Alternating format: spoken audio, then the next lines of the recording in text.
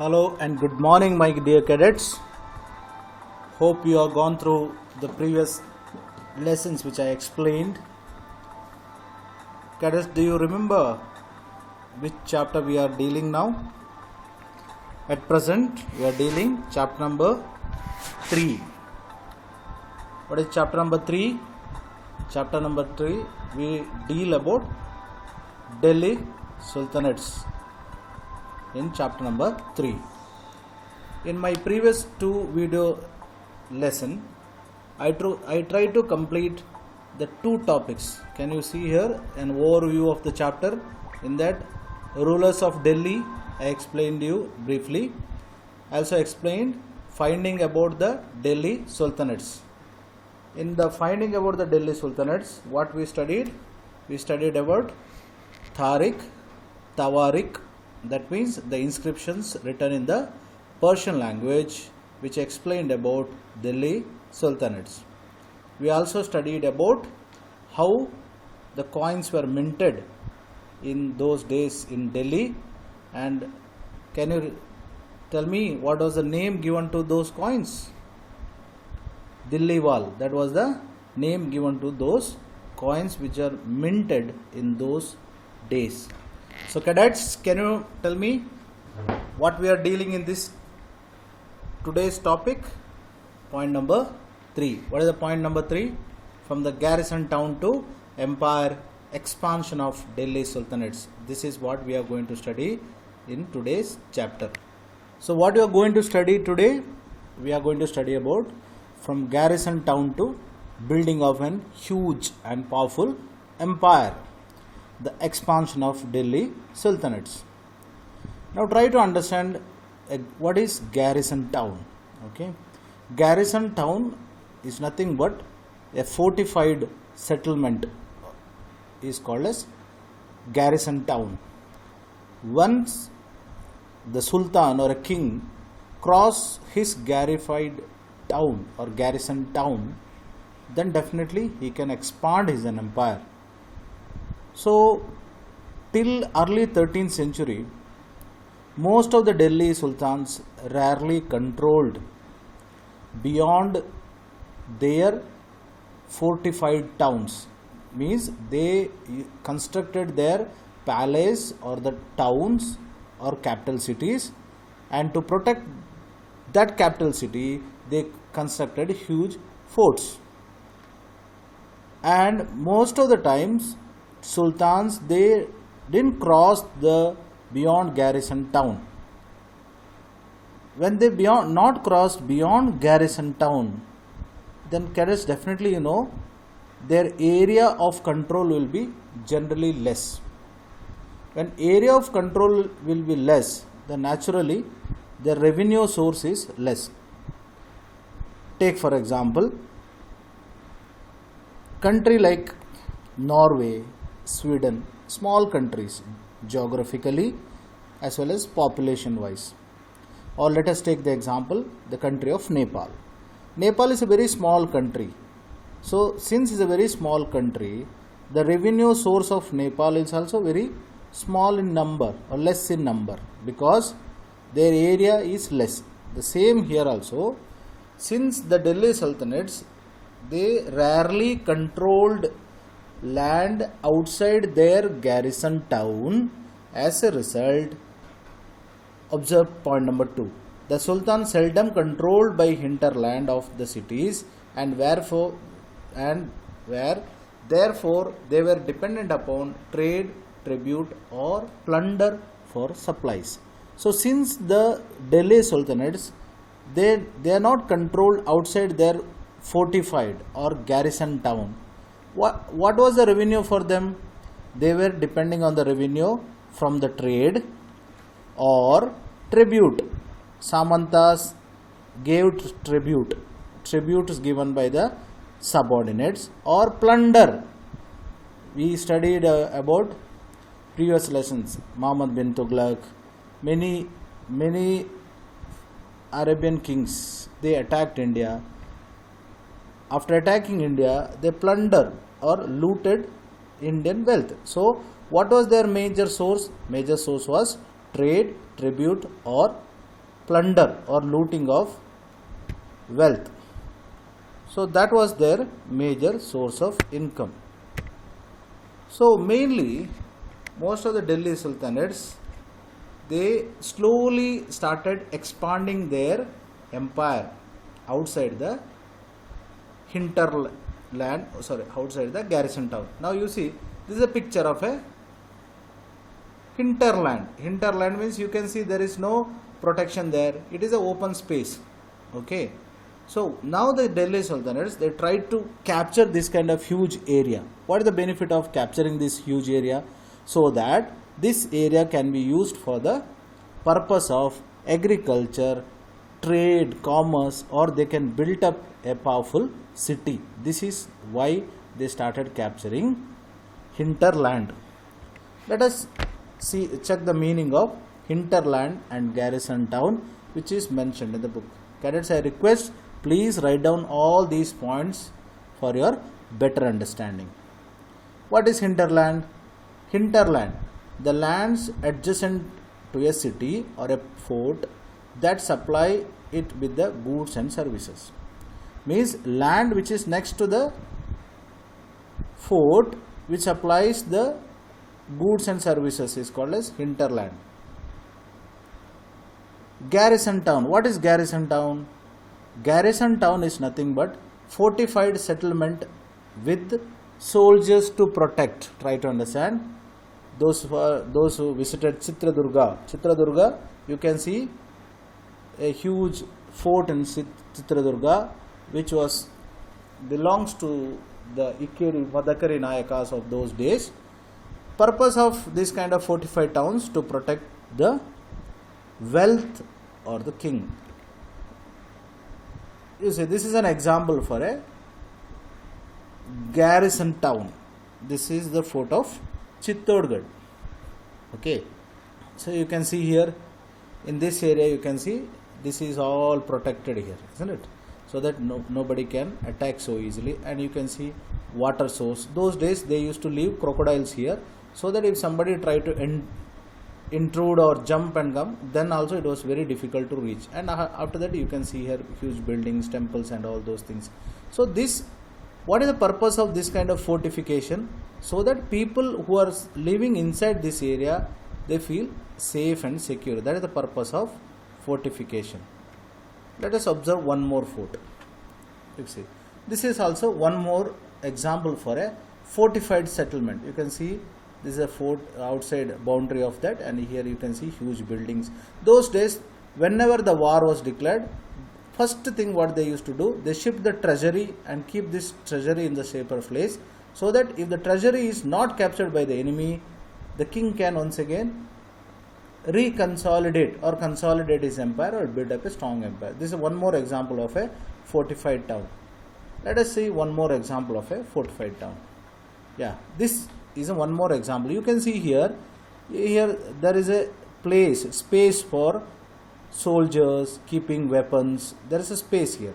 You can see here cannon is kept here. So what is the purpose of this cannon? So that if somebody somebody is attacking from outside, definitely his attack can be stopped by using cannon. This is definitely use of cannons in the later part of Indian history, that is after 15th, 16th century onwards. It is generally during the time of Tipu Sultan, it is believed that he started using it.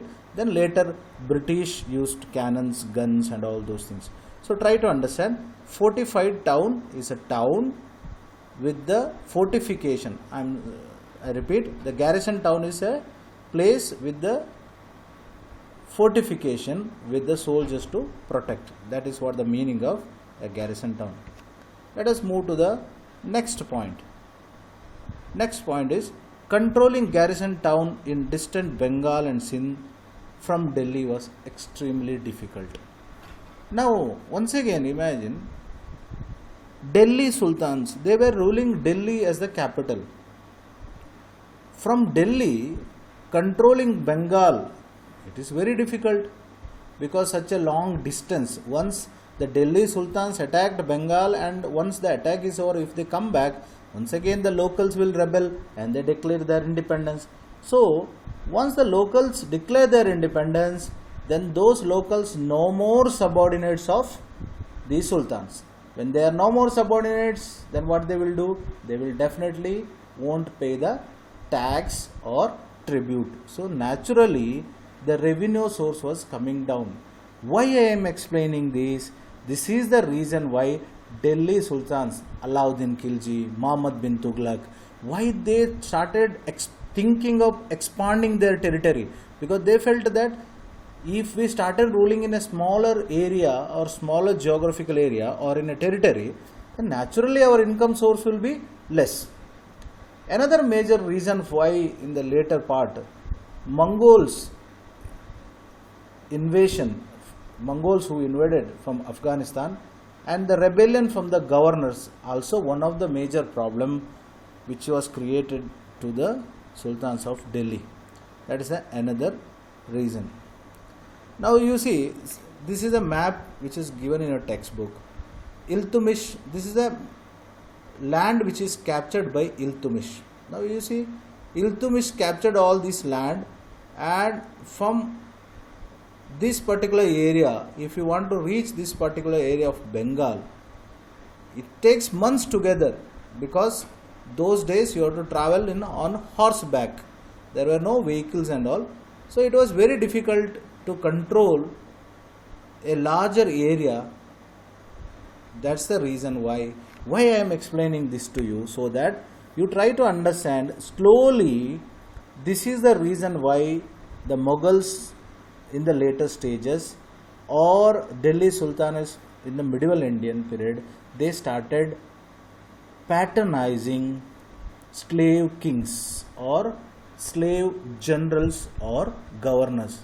So that is how the system of slave or bandagan started by the Delhi Sultanates. That is the reason why I explained this. Okay. Can you recognize him? He is Genghis Khan. Genghis Khan was famously known for his Mongol invasions. He was a great plunderer, or a person who attacked, his troop attacked India several times. By attacking India, they were mainly responsible for decline of the Delhi Sultanates, because Genghis Khan, the very purpose of Genghis Khan and other Mongols, because Mongols attacked India only for the purpose of capturing the wealth and building a strong empire in their motherland. Okay, so Genghis Khan or other Mongols attacked during the period of Balban, Alauddin Khalji, Muhammad bin Tughluq. There was a frequent attack. Few could resist this attack, few could not resist their attack. As a result, why I am explaining this? As a result, the Delhi Sultanates, if you remember the time period of Delhi Sultanates, it is hardly 20 years, 10 years, 15 years. Razia Sultana ruled only for 4 years. It was not a long-standing dynasty. Why it was not a long-standing dynasty? Because of these reasons. Because it was very difficult to control a longer distance places because of their limited resources. So, what was the topic? If you remember, what was the topic? In the beginning I said, topic was Garrison Town, the expansion of Delhi Sultanates. We studied about now Garrison Town. What is Garrison Town? Garrison Town is nothing but a fortified settlement with the soldiers. So what is the next topic? That is what we are going to study about, the expansion of Delhi Sultanates. Okay. In the expansion of Delhi Sultanates, there are two major steps which they followed to expand their kingdom outside the fortified or outside the garrison town. What is the first thing which they done? Delhi Sultanates aimed at consolidating the hinterland of the garrison town. So whenever the expansion started, what the first thing they done is they try to encroach the land which is just adjacent to their capital city. That is what the hinterland. Once they captured this hinterland, then they started clearing that area. That area was cleared, and after that, that area was allowed or given to the peasants or the farmers so that the cultivation will start. Observe point number 2. Forests were cleared in Ganga and Yamuna doab, and hunter-gatherers and pastoralists expelled from the habitat. So what they done? They cleared the Ganga and Yamuna belt. Because why this Ganga and Yamuna belt? Because that was very rich in the water resource. So forest area was cleared in that, and after clearing forest area, hunter-gatherers means, hunter means a person who live or a person who earn his food by hunting animals. Gatherers means the forest tribal groups who gather means collect, gather the forest products and sell those products in the market. So hunter-gatherers were expelled from their habitat. Habitat means a place originally they were settled down. So hunter-gatherers are the forest dwellers. Where the forest dwellers will live? Forest dwellers, naturally they were in the forest. So these forest dwellers or hunter-gatherers were expelled, sent out from their habitat. And what happened to those towns? The town was given to agriculture. So new fortress, Garrison Town, and towns were established to protect trade routes and promote regional trade. This is the first step taken by the Delhi Sultanates. What was the second step taken by the Delhi Sultanates? Now you see, once again I will repeat this. What they done with this new hinterland? The hinterland was used to promote trade routes and promote regional trade. Means they promoted trade and commerce to earn more tax. What is the second step taken by them? Second step taken by them was expansion occurred along with the external frontier of the Sultanate. Means they started going away from Delhi. They started going away from Delhi and started capturing more places. That is what expansion in the external frontier. How this expansion in the external frontier took place? That is through the military expedition into southern India, central India, northern India, which they started expanding their kingdom. So point number 2, observe point number 2. The military expedition into southern India started during the period of Alauddin Khalji. Alauddin Khalji started attacking South India because those days South India was considered as one of the richest kingdom in the financial aspects or in the aspects of resources. Okay. So first step what they started doing, the first step which they done is they started clearing the hinterland. After clearing the hinterland, they cleared those forest area, and after that this area was allowed for cultivation. Once the hinterland was made as useful for their purpose, then what the second step which they done, that they started expanding their kingdom. They started expanding their kingdom. Expansion of the kingdom, we are going to study about Alauddin Khalji, and we are going to study about Muhammad bin Tughluq. These two sultans of Delhi, they expanded their kingdom to the maximum possible level. So in the next class I explain the Alauddin Khalji's expansion, the areas which he is captured, and how during his period the kingdom was one of the largest kingdom in the medieval Indian history. Cadets, I request once again, write down all these points, because this chapter is difficult for you, for your understanding, because the chapter, most of the time chapter don't have a connectivity from one paragraph to second paragraph. That's the reason I am saying write down the points which I am showing in the PowerPoint presentation. Please take care of yourself. Have a good day. Bye.